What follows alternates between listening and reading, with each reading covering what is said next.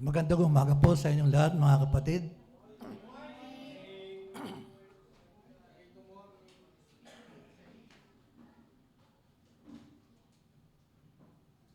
Bago po tayo magsimula ay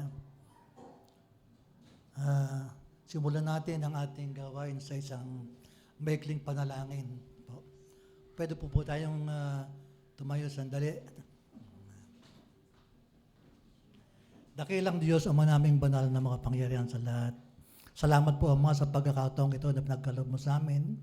Na muli ay marinig ang mensahe mo para sa amin.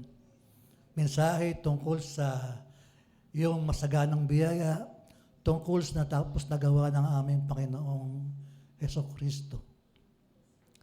Lord, ikaw po ang mangusap sa amin, ikaw ang magturo sa amin. Lobin mo na ang banal na Espiritu ang kumilos sa aming kalagitnaan upang magbahagi ng iyong kapayapaan at kaunawaan sa bawat isa. Lobin mo po, Panginoon, na sa lahat ng mga bagay na maririnig, sasalitain at gagawin sa mga oras na ito ay makapagbigay ng kapurihan sa iyong banal na pangalan. Panginoon, ito po ang aming dalangin na may buong pagpapasalamat sa pangalan po ng aming Panginoong Jesucristo. Amen. Sige po, thank you po. Magsipuno po tayo.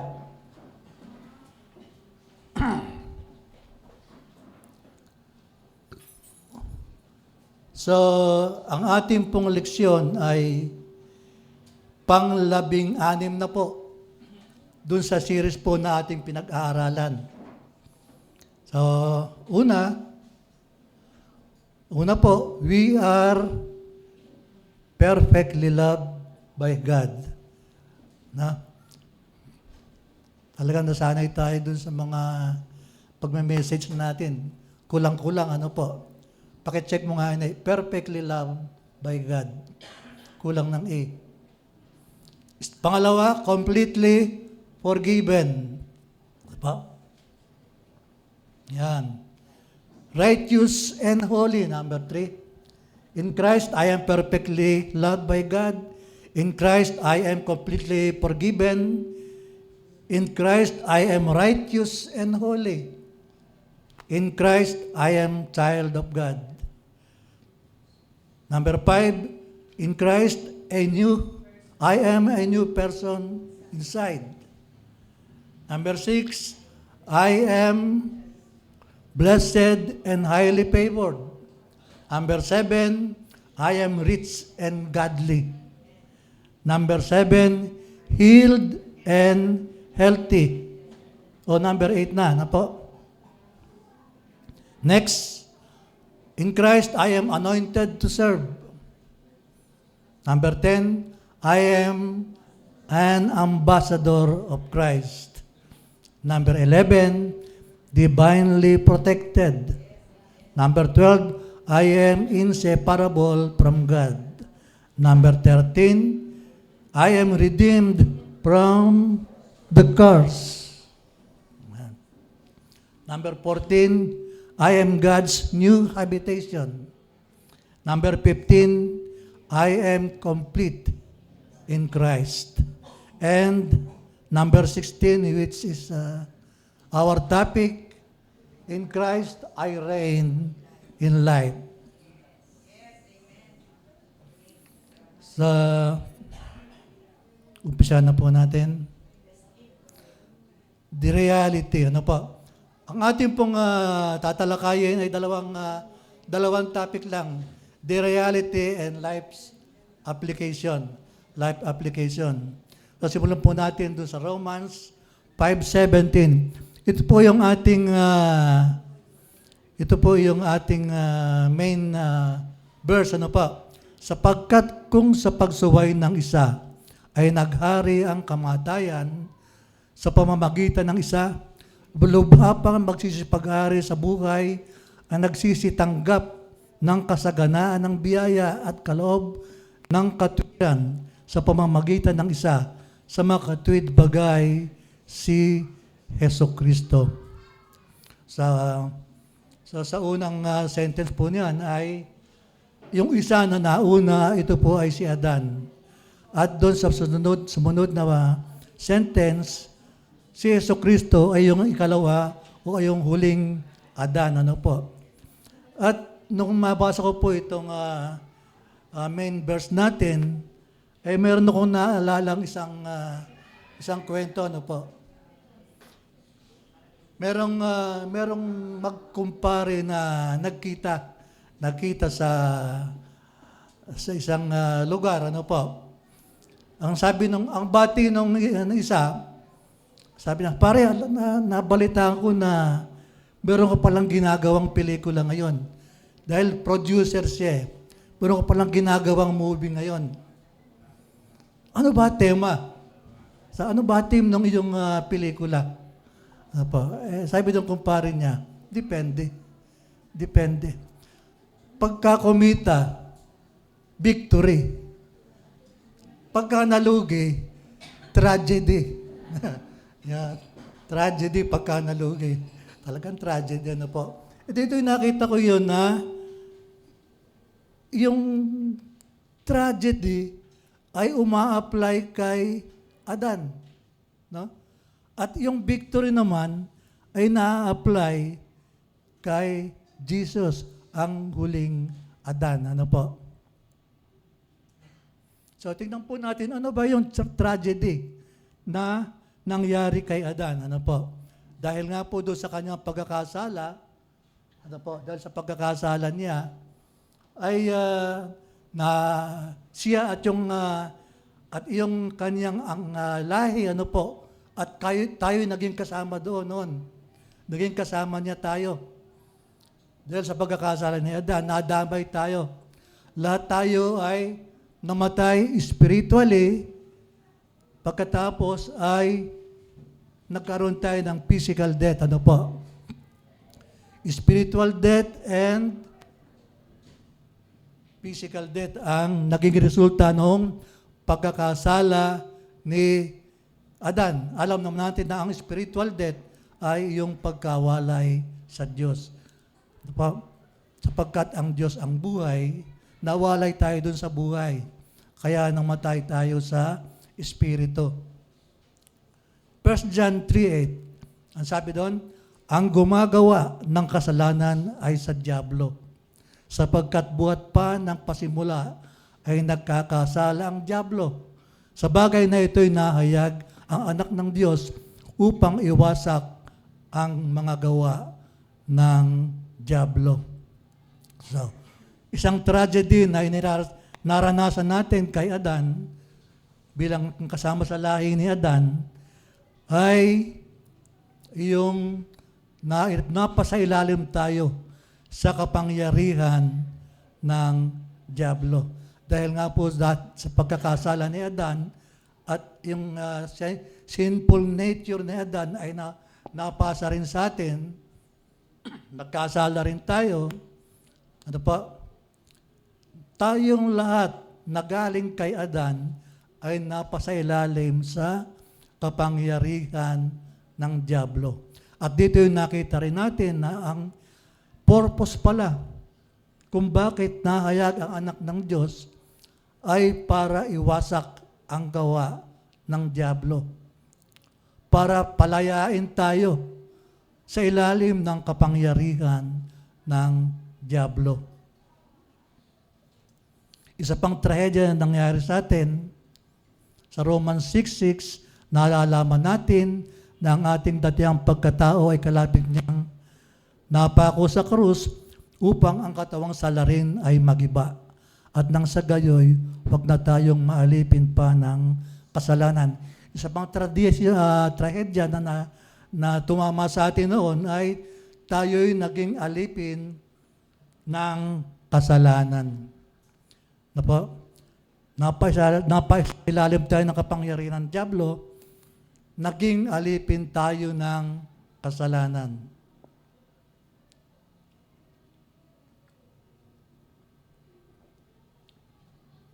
Ano pa? Ephesians 2:5, bagamat tayo ay mga patay dahil sa ating mga kasalanan, tayo binuhay na kalakip ni Kristo, sa pamamagitan ng biyaya kayo nangaligtas. Isa pang trahedya na tumama sa atin, tayo'y naging mga patay. Ano po? Spiritually dead. No? Patay spiritually. Then, isa pa, 2 Corinthians 4:4, dahil tayo nasa sa ilalim ng kapangyarihan ng kaaway, ang sabi dito, na binulag ng Diyos ng sanlibutan ito, ang mga pag-iisip ng mga hindi nagsisisampalataya upang sa kanila'y huwag sumilang ang kaliwanagan ng Ebanghelyo, ng kaluwalhatian ni Kristo na siyang larawan ng Diyos. Dito po'y sinasabi na naging spiritually blind tayo. Spiritually blind dahil binulag ng Diyos ng sanlibutan ito ang pag-iisip ng mga hindi nagsisampalataya. Noon po ay hindi naman tayo sumasampalataya. Ano po?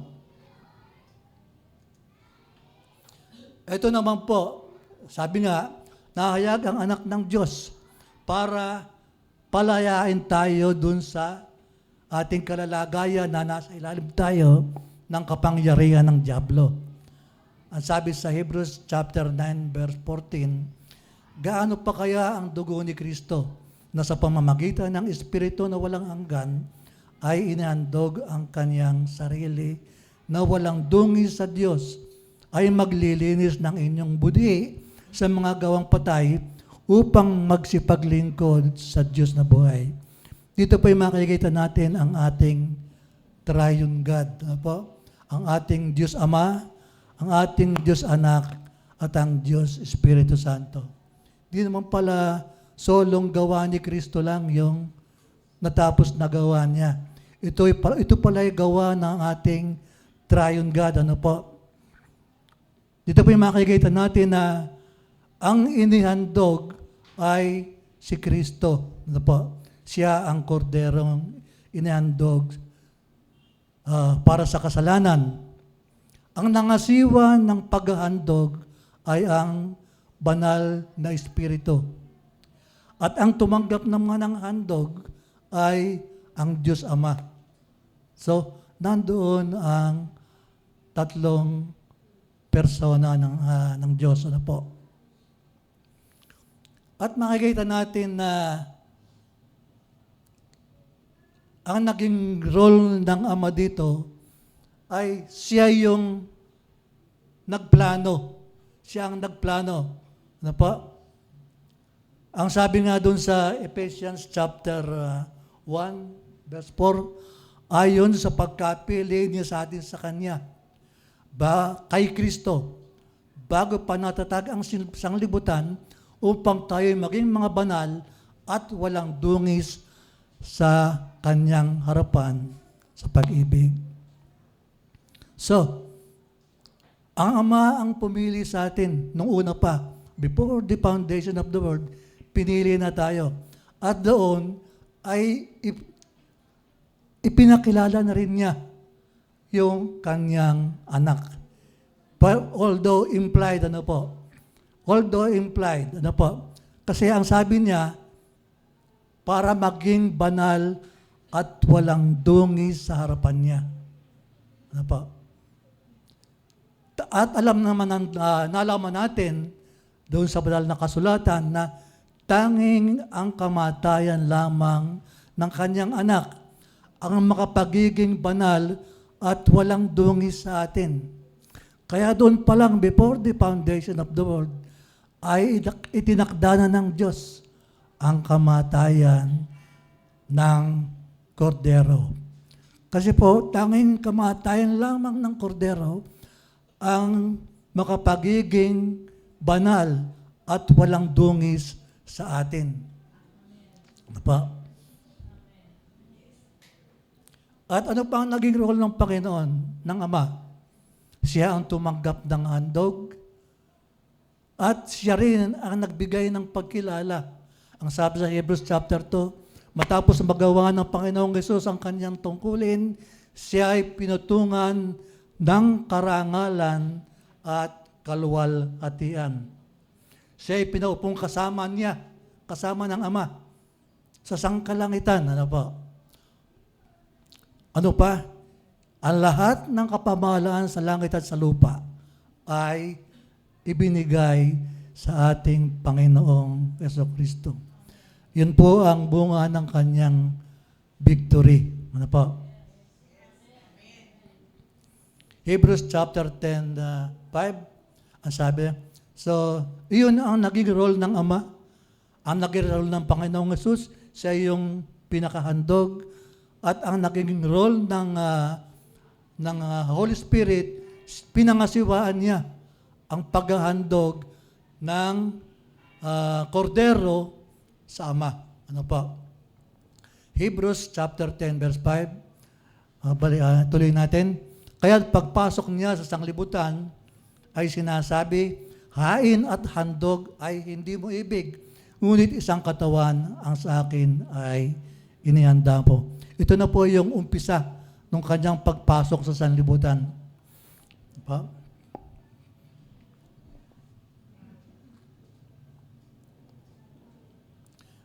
Karugtog po dito, ang sabi ng Panginoong Yesus, ako'y pumarito sa balumbu ng mga aklat ay nasusulat tungkol sa akin upang gawin, O Diyos, ang iyong kalooban. Kaya nga, ang Diyos ang nagplano ng lahat. Ang Diyos ang pumili sa Panginoong Yesus para gawin yung tungkulin na niyatang sa Kanya, ang pagtubos. Sunod. Ang sabi pa nga doon sa John chapter 6, verse 38, ako'y bumabang galing sa langit upang gawin ang kalooban niya na nagsugo sa akin. Sa Hebrews, at dahil doon sa kanyang sakripisyo, ang sabi sa Hebrews chapter 10, verse 14, sapagkat sa pamamagitan ng isang paghahandog ay kanyang pinasakdal magpakailanman ang mga pinapagiging banal. Isa pa, sa Colossus 1:22, matatanda natin na ang purpose, ng pagkapili sa atin noong bago pa tinatag ang sanlibutan ay para tayo maging mga banal at walang dungis sa harapan niya. Ang naatasang gumawa noon ay ang ating Panginoong Jesucristo, di ba? Then, nagawa ba niya? Una, doon binasa natin, nagawa niya dahil sa isang paghandog, tayo'y pinapaging banal at sakdal minsan at magpakailanman. Ang sabi ng Panginoong Ama, gawin yung mga pinili niya ay gawin mga banal at walang dungis. Di ba? Ito, ang sabi sa Colossians 1:22, gayon may pinakipagkasundo niya ngayon sa katawan ng kanyang laman sa pamamagitan ng kamatayan upang kayo'y irap ng mga banal, walang dungis, at walang kapintasan sa harapan niya. Eksakto, may sobra pa. Nagawa ng Panginoong Hesus dahil sa kanyang sakripisyo, sa kanyang natapos nagawa, yung directive sa kanya ng Ama. Perfectly. Nagawa niya. Kaya naman, ang sabi nga, doon sa ginawa ng Panginoong Jesucristo na yon, dahil ang tanging naglagay sa atin sa kapangyarihan ng dyablo ay yung ating mga kasalanan, ipagiging ating mga kasalanan, dahil sa natapos na gawa ng Panginoong Yesus, nabawi tayo, napalaya tayo ng dyablo mula sa kaaway at nailagay tayo sa poder ng kanyang Ama o sa kanyang poder din, sapagkat sabi nga sa 1 Peter 2:9, sabi doon, datapwat kayo isang lahing hirang, isang makaharing pagkasaserdote, bansang banal, bayang pag-aaring sarili ng Diyos, para ipahayag ang kaluwalhatian niya na naglipat sa atin mula sa kadiliman patungo sa kanyang kagilagilalas na kaliwanagan. Tayo naging sariling pag-aari ng Panginoong Kristo. Tayo naging sariling pag-aari ng ating Diyos. Ang sabi nga dun sa Titus 2:14, si Kristo na ibinigay ang kanyang sarili para matubos tayo sa lahat ng kasamaan at malinis sa kanyang sarili ang isang bayang masikap sa mabubuting gawa para maging kanyang sariling pag-aari. No? Pag-aari tayo ng Ama, pag-aari tayo ng ating Panginoong Kristo. At nang siya magtagumpay mula sa kapangyarihan ng kadiliman, tayo'y naging kay Kristo. Ano po? Tayo'y naging kay Kristo. Sarili niyang pag-aari. Dahil nga po doon sa pagbagsak ni Adan, nalipin tayo ng 4,000 of years. 1,000 of years ay nalipin. Bago dumating si Kristo, lahat tayo ay naging alipin na kaaway. At nung dumating ang Panginoong Kristo, siya ay nagtagumpay na mapalaya tayo. Mula sa dyablo ay naging pag-aari tayo ng Diyos. Kaya nga, sa pag-aari ni Kristo, since tayo ay na kay Kristo, kasama niya tayong naghahari. Ngayon na po, ngayon yon, hindi sa darating na panahon. Kasi merong sinasabi sa Bible na pagdating ng millennium reign ni Kristo, ay mag-aari siyang kasama tayo. Hindi po iyon ang binabanggit natin. Ang binabanggit po natin ay yung ngayon. Ano po? Sabi na, sapagkat yung gift of righteousness, ano po? Natinangkot natin ng walang bayad, yung masaganang biyaya or kasaganaan ng biyaya, yun po ay ibinigay sa atin ng libre. Ano po? Paano natanggap natin yun? Dahil ang masaganang biyaya ay si Kristo. Yung gift of righteousness ay si Kristo rin. At si Kristo ay tunanakan sa atin. Kaya nasa atin yung masaganang biyaya, nasa atin yung righteousness dahil tayo ay na kay Kristo. Diba?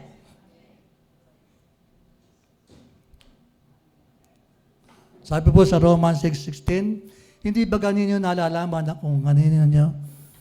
So ito po yung naging, experience natin. Kaya tayo naalipin ng dyablo. Kaya tayo naging alipin ng dyablo. Nung tumalima si Adan sa dyablo, ang sabi niya, kung sino ang tinatalima ninyo, alipin niya kayo. Apa? 2 Corinthians 2:14. Datapwat salamat sa Diyos na laging pinapagtatagumpay tayo kay Kristo at sa pamamagitan natin ay ipinahayag ang samyo ng pagkakilala sa Kanya sa bawat dako. Dahil tayo'y na kay Kristo, ay laging pinapagtatagumpay tayo. Sapagkat si Kristo ay nagtatagumpay, tayo'y na kay Kristo, ang tagumpay ni Kristo ay tagumpay na rin natin. Lagi tayong nagtatagumpay, mga kapatid. Araw-araw, walang araw na tayo'y nabigo dahil tayo ay na kay Kristo. Sabi nga, in Christ, we always triumph every time. Araw-araw. At ito ay nangyayari ngayon. Na-experience natin araw-araw. Na-experience ninyo? Sabi nga dito, ito'y nararanasan lang ng mga sumasampalataya. Apa? Ephesians 2:5. Bagamat tayo'y mga patay dahil sa ating mga kasalanan, tayo'y binuhay na kalakip ni Kristo. Sa pamamagitan ng biyaya, kayo'y nangaligtas.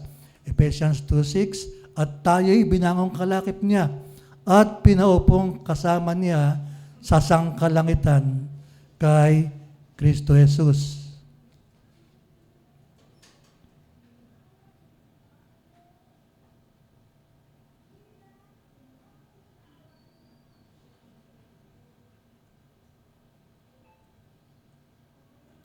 Naligaw. At tayo binawang kalakip niya, pinupong kasama niya sa sangkalangitan kay Kristo Jesus. So, yun po yung nabasa natin sa Ephesians 2:5. Nung tayo mga patay sa ating dahil sa ating mga kasalanan, binangon niya tayong kalakip niya at pinupong kasama niya sa sangkalangitan far above all rules and authorities, powers, and dominion. Ano pa? Bakit tayo nakasama niya? Dahil nga tayo ay na kay Kristo. Ano po? Tayo ay na kay Kristo. At dahil tayo ay na kay Kristo, yung lahat ng mga kapangyarihan ay nasa ibaba lang natin. Tayo ay na kay Kristo. Tayo ang katawan ni Kristo, mga kapatid. Tayo ang katawan ni Kristo. At ang ulo, nakasama yung kanyang katawan, siya yung nakaupo dun sa kanan ng Diyos. Ano po? Ang katawan niya ay yung church. Ano po? Tayo yon. Tayo yon. At ang mga kapangyarihan ay nasa sa ilalim ng talampakan ni Kristo. Sino ang talampakan ni Kristo? Tayo rin. Sapagkat ang talampakan ay parte ng katawan. Ano po? Bilang katawan ni Kristo, na siya ang ulo, ang lahat ng mga kapangyarihan, ano po, ay nasa ilalim lamang ng ating mga paa, ng katawan ni Kristo. Di ba? Maalala natin at nung tayo maalipin ng dyablo, di ba? Lumipas ang libo-libong taon, di ba? Pero nung tayo ay magtagumpay na kasama ni Kristo, na si Kristo ay magtagumpay, ay inilakip ni tayo sa Kanya, nabaligtad, ano po? Ang kapangyarihan naman ng dyablo ang nasa ilalim ng ating talampakan. Ano pa? Dati, alipin tayo ng dyablo. Dati, ang dyablo ay nagsasubmit sa atin dahil tayo ay na kay Kristo. Tayo ang katawan ni Kristo. At ang katawan, ang ulo, ay hindi maaaring magkahiwalay. Pa? Sapagkat ang pumupuspos sa ulo ay ang katawan at ang pumupuspos naman sa lahat ng bagay, including sa katawan, ay ang ulo, si Kristo. So, we complement each other. Tuloy po natin.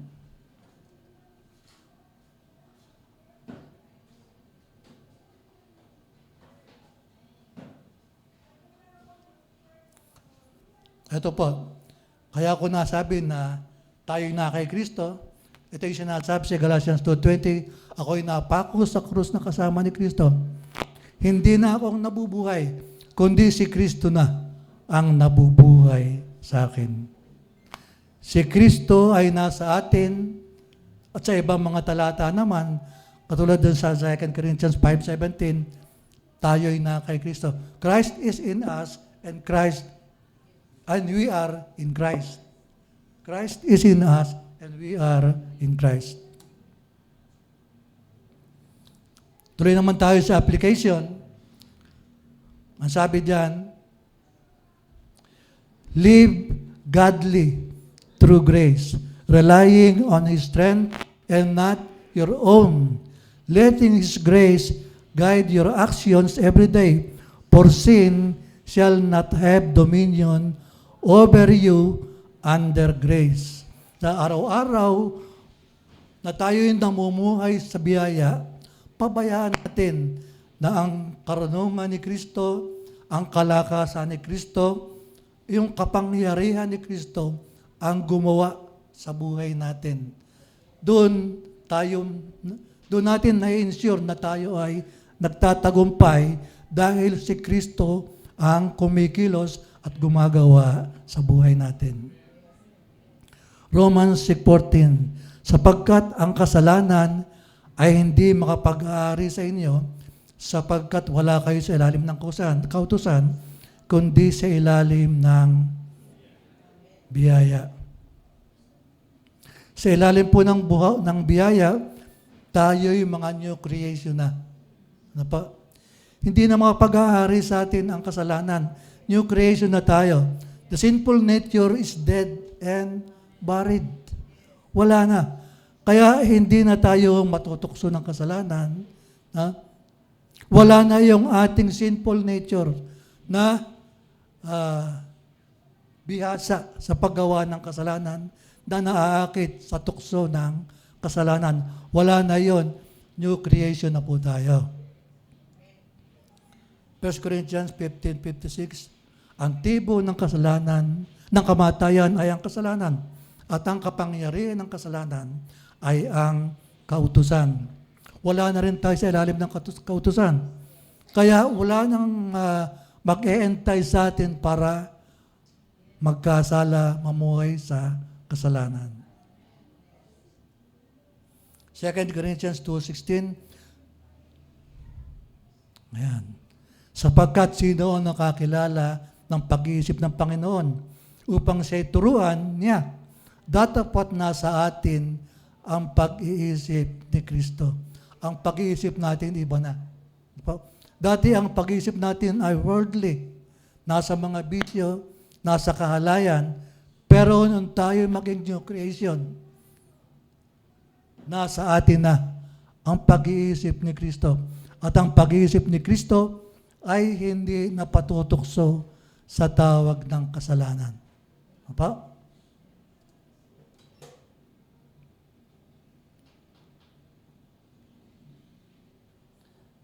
Ano naman, since nasa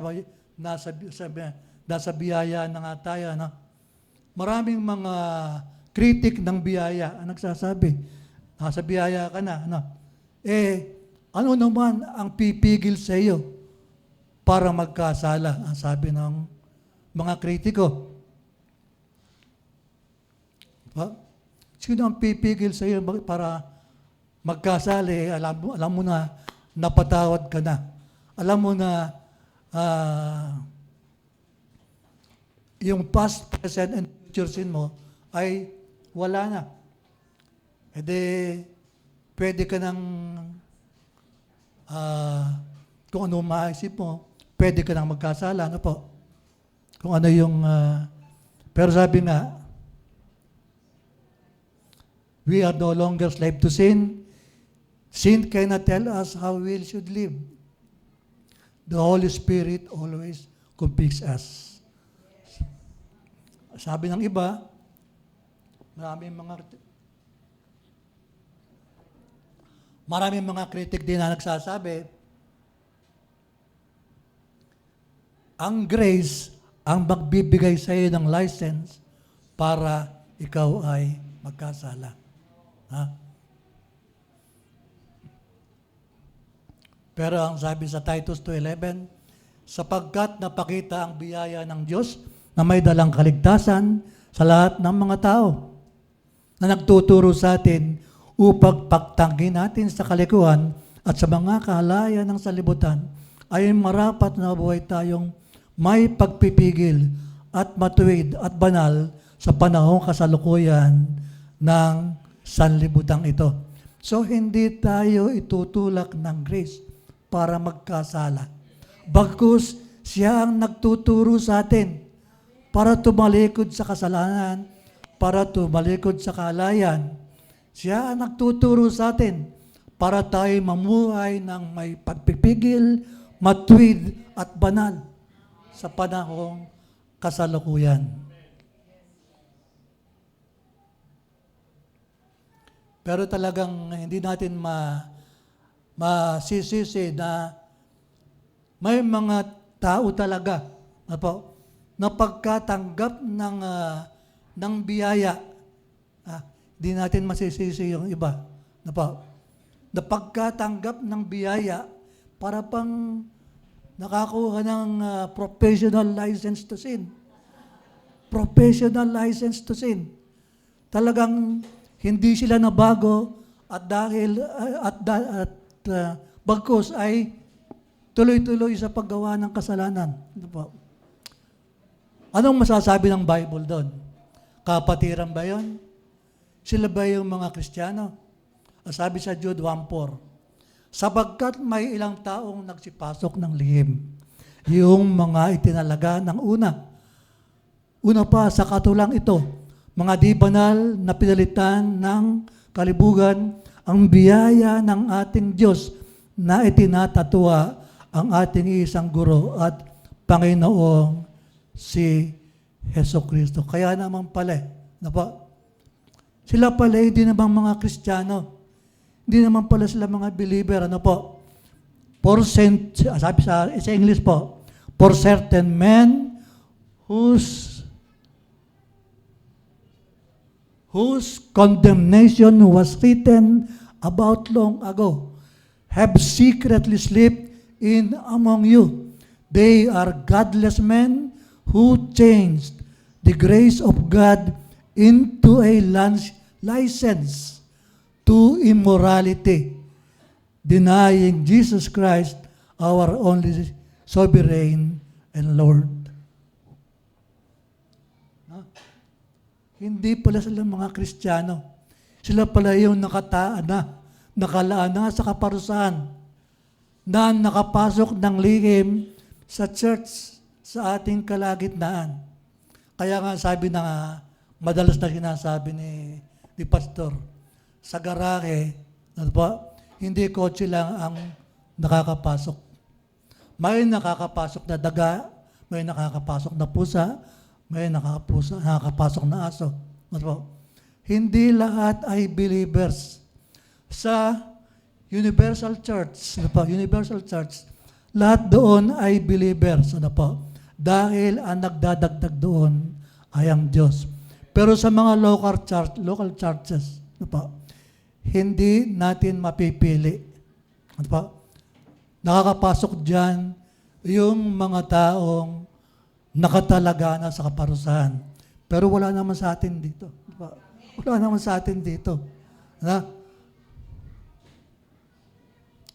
Kaya nga, mga kapatid, pagka narinig natin na gano'n na, yung bang nakita mo si gano'n na komo nasa ilalim ng biyaya, umaabuso naman. May katwiran tayo. Baka hindi siya believer. Dahil nga dito sa nabasa natin na ito, Jude 1:4.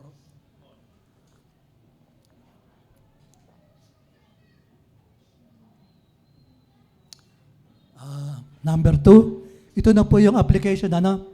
Una, yung tinalakay natin. Then, pangalawa, live abundantly as promised. Sa John 10:10, hindi pumaparito ang magnanakaw, kundi upang magnakaw at pumatay at pumuksa. Ako'y naparito upang sila'y magkaroon ng buhay at magkaroon ng kasaganan ito. Kasabay po ng buhay na walang hanggan na ibinigay sa atin ng Panginoong Hesukristo, automatic, kasama na roon ang lahat ng spiritual blessings. Automatic po yan. Pagka binigyan tayo ng buhay na walang hanggan, kasama na yung mga spiritual blessings na inianda ng Diyos para sa kanyang mga anak.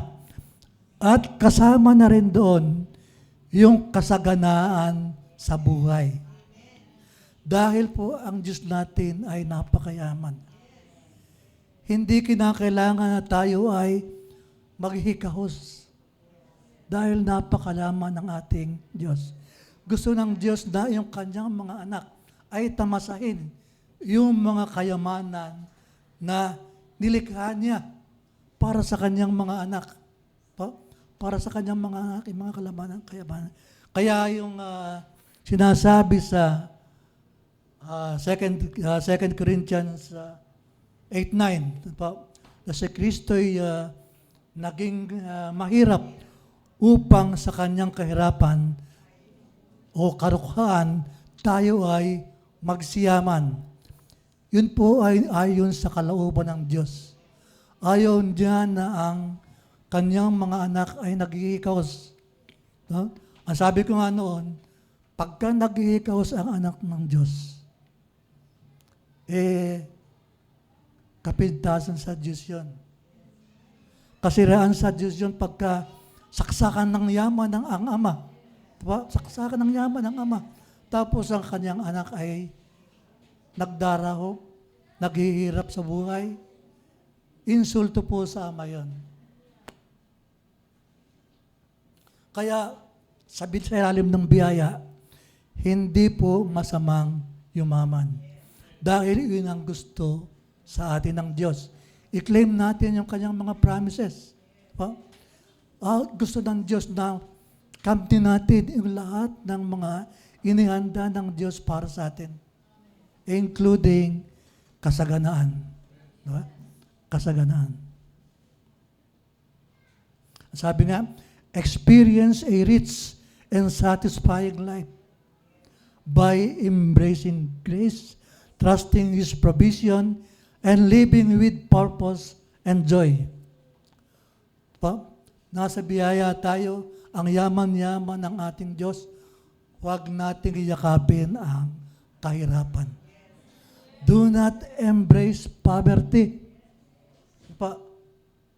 Alangan sa mga anak ng Diyos ang naghihirap. Meron kasi mga tao na ang katwiran nila, pinanganak na akong mahirap,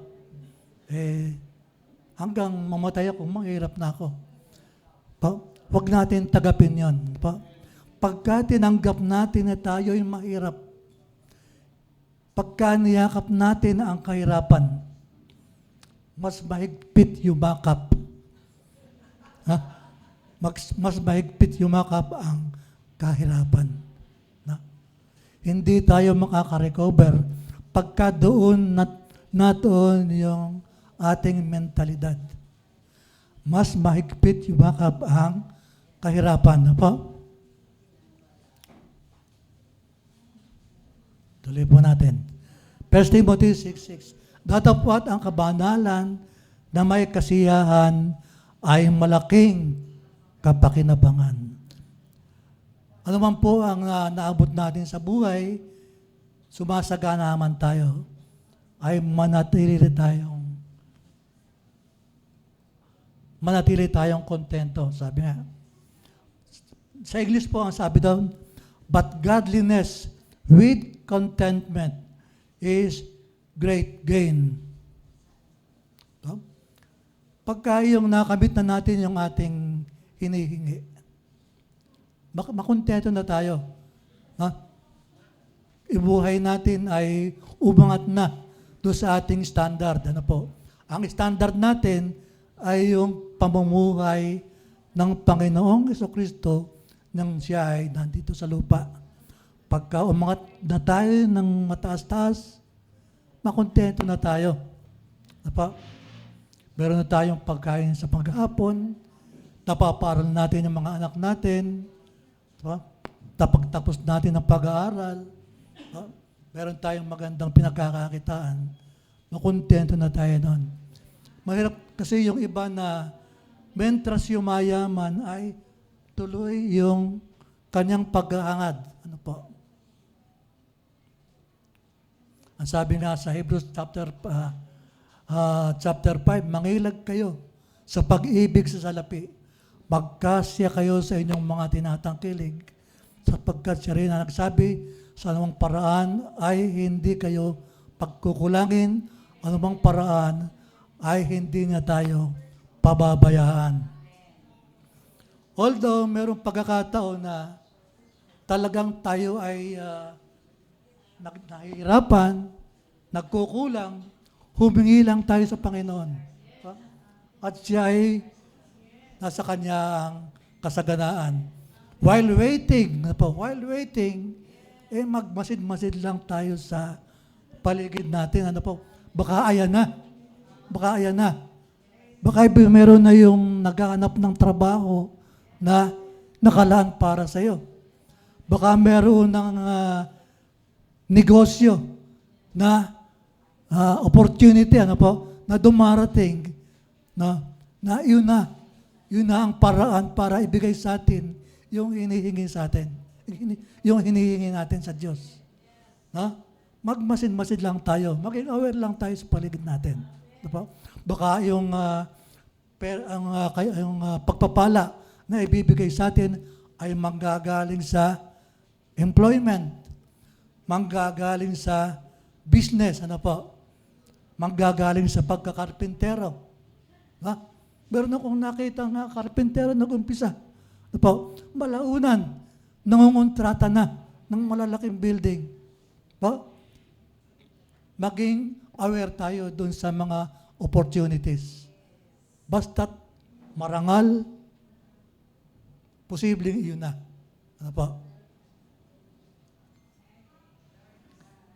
At kahit naman po tayo ay talagang sapat-sapat lang, At sabi nga, be content.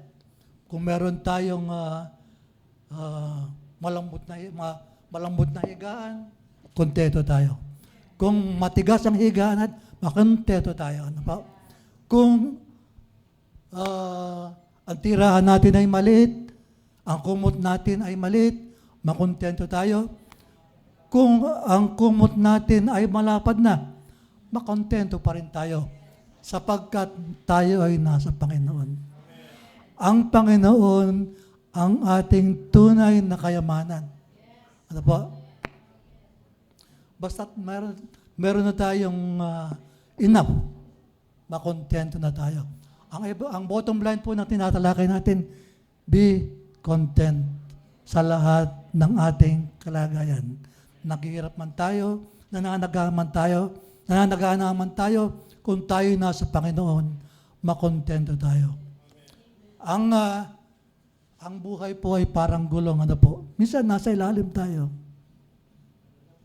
Minsan, pag dumating na yung hinihingi natin sa Panginoon, nasa ibabaw naman tayo.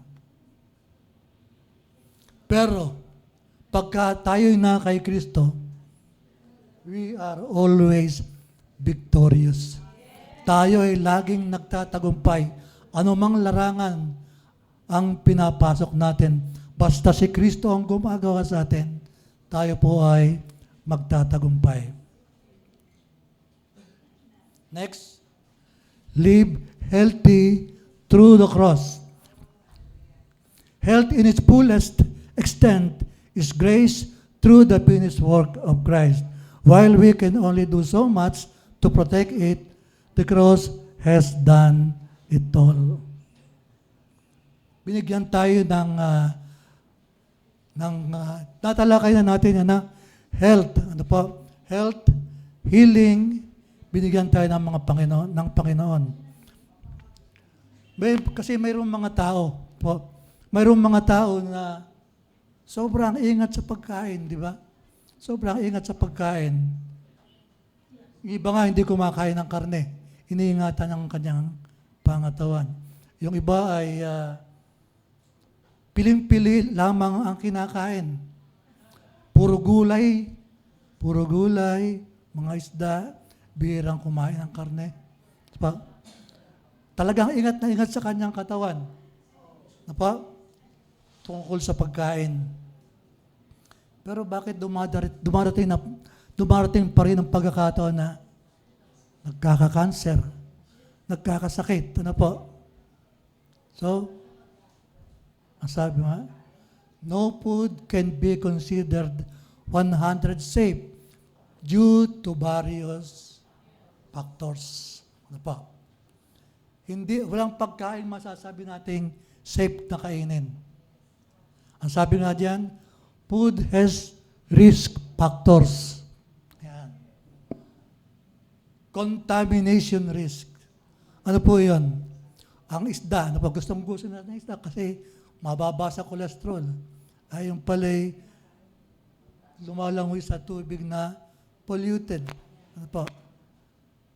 Gulay natin na kinakain, posibleng na isprayan ng pesticide. Diba? Nababagsakan ng mga pollutants sa environment. Minsan, bibili tayo ng tahong lasang gasolina. No? Talagang polluted yung lugar nila. Ha? Contamination risk. Foodborne illnesses. Mayroon naman mga pagkain na talagang mayroon ng microorganisms sa kanya. Mga pathogens, mga microorganisms na nandun mismo sa pagkain. Minsan, nakita ko nga sa YouTube yung karne ng baka. Ano po? Ano lumalabas dun sa slice ng karne ng baka? Mga worms. Tiwa. Ano po? So, walang safe talaga. Walang safe talaga na pagkain. Allergies and sensitivities. Mayroon naman mga pagkain na hindi naman polluted. Ano po? Hindi naman contaminated. Pero bakit tayo ay allergic? Ano po? Merong allergic sa itlog. Di ba? Merong allergic sa patis. May mga tao na allergic sa iba't ibang klase ng pagkain. Meron ng mga testing sa ospital na ang ginagamit ay yung different substance from different types of foods. Ipiniprik sa ating balat. Ano po? Piniprik sa balat natin at nagkakaroon ng pantalyon na iba-iba ang size. Pagka malaki ang size, allergic ka doon. Ano? Doon nila na-identify yung mga food na allergic ang isang tao. Sa processing, mayroong mga additives, may mga chemicals, may mga preservatives. Ano po? Sa pagpaprocess ng mga pagkain, mga sardinas, may preservatives yan. Iba may asin, maraming monosodium glutamate. Ayun po. May mga pagkain naman na talagang mayroong natural toxins. Pa? Ibang klase ng mushroom, yung mga puffer fish. Ang puffer fish, pagka hindi tama ang pagkakagawa mo, no? Malalason ka. Diba? Ibang klase ng mushroom, yung ibang klase ng mga palaka. Ano pa? Frogs na pagka hindi tama ang pagkakahugas, pagkakalinis mo, nakakalason. Bakit kaya tinatalakay natin ito? Ano kaya gustong palabasin ito? Diba? We are reigning in Christ. Diba?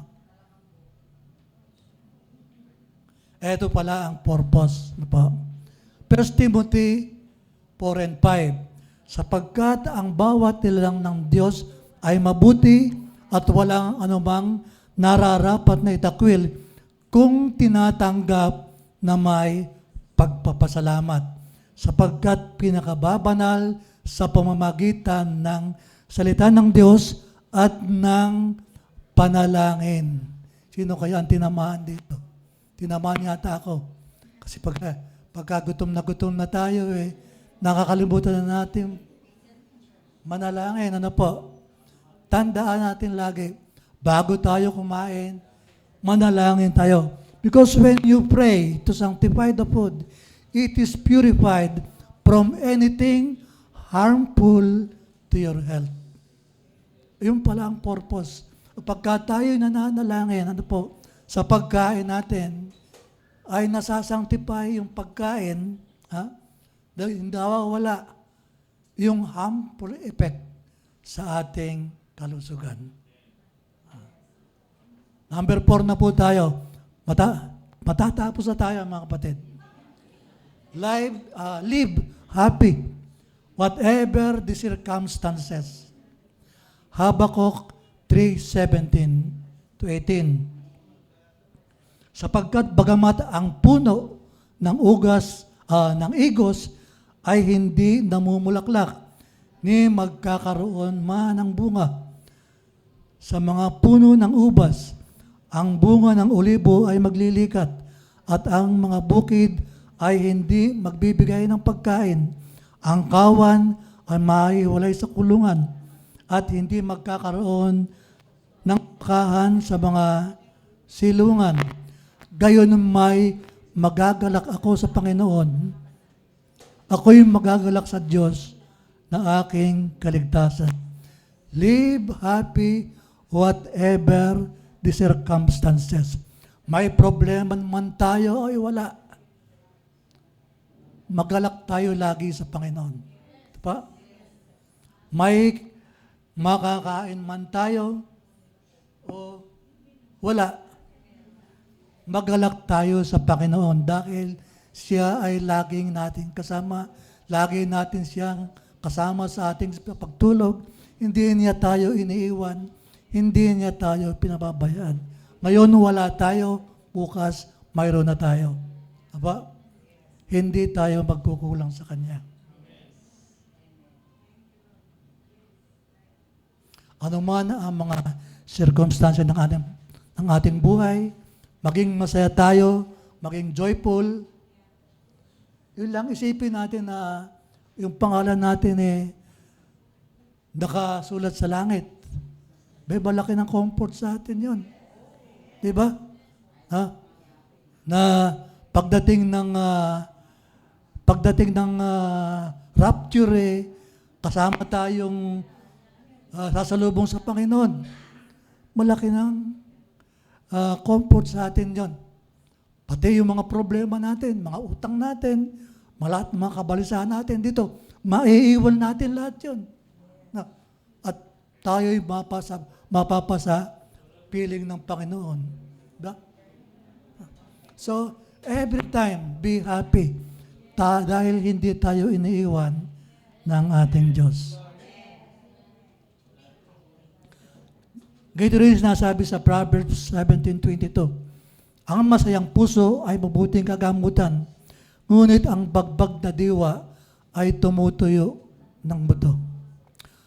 Pagka tayo'y laging masayahin, nag-i-enjoy sa atin yung mga kaibigan natin.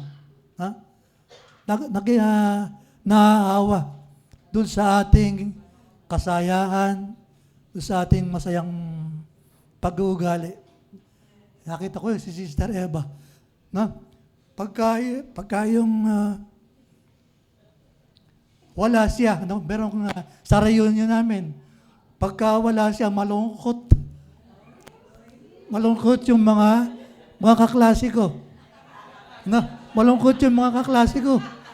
Dahil makita po lang si Sister Eva, sumasaya na sila. Napaka-joyful. Joyful siyang kasama.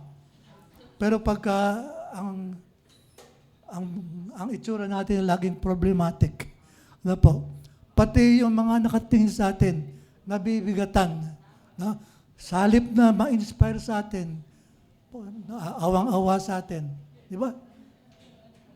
Dapat, be joyful lagi. Ano man ang ating kalagayan sa buhay, maging masayain tayo. Ang sabi, 1 Timothy 4:4, mga galak kayong lagi sa Panginoon, muli kong sasabihin, mga galak kayo. Tapos na po tayo. 1 Thessalonians 15:16-18, magagalak kayong lagi, mag-isip panalangin kayong walang patid, sa lahat ng mga bagay, magpasalamat kayo sapagkat ito ang kalooban ng Diyos kay Kristo tungkol sa inyo. Tapos na po tayo. Ano ang life application? Live godly through grace. Live abundantly as promised. Live healthy through the cross. Live happily whatever the circumstances. The big idea, in Christ, I reign in life. Purahin po natin ang Panginoon. Tayo po'y manalangin. Magpasalamat tayo sa Panginoon. Panginoon, salamat po na sa natapos na gawa ng aming Panginoong Yesu Kristo. Dahil sa kanyang sakripisyo, kami nakalaya sa pagkaalipin ng kaaway. Kami naging iyong sariling pag-aari. At sa piling ni Kristo, Panginoon, ay nakamtan namin ang lahat ng mga pagpapalang inihanda ng Diyos. Inihanda mo para sa iyong mga anak. At sa piling ni Kristo, kami wala ng katulan. Kami naging mga banal, walang dungi sa iyong harapan. Kami naging banal at sakdal, compatible with you, our holy God, our perfect God.